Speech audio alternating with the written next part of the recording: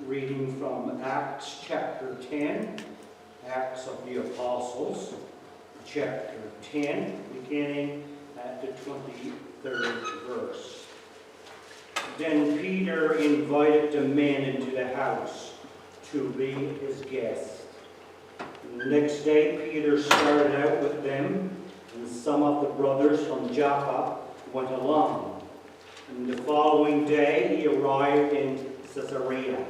Cornelius was expecting them and had called together his relatives and close friends. As Peter entered the house, Cornelius met him and fell at his feet in reverence. But Peter made him get up. "Stand up," he said. "I am only a man myself." Talking with him, Peter went inside and found a large gathering of people. And he said to them, "You are well aware that it is against our law for a Jew to associate with a Gentile or visit him. But God has shown me that I should not call any man impure or unclean. So when I was sent for, I came without raising my objection. May I ask why you sent for me?"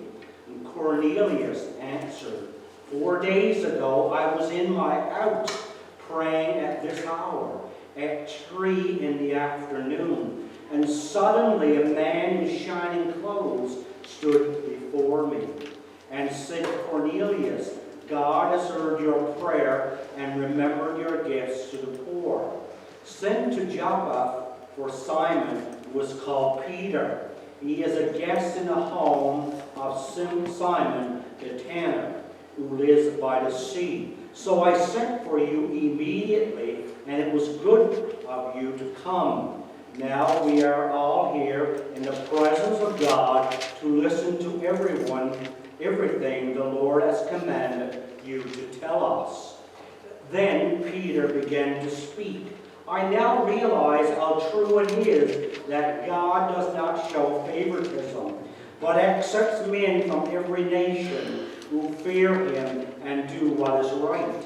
You know the message God sent to the people of Israel, telling the good news of peace through Jesus Christ, who is Lord of all. You know what is happening throughout Judea, beginning in Galilee after the baptism that John preached.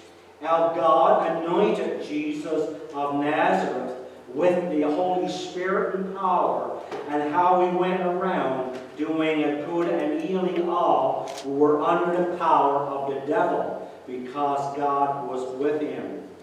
We are witnesses of everything he did in the country of the Jews and in Jerusalem. They killed him by hanging him on a tree.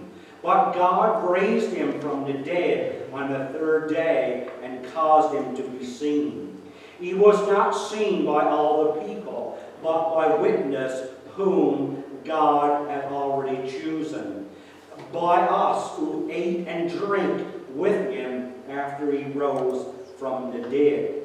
He commanded us to preach to the people and to testify that he is the one whom God appointed as judge of the living and the dead.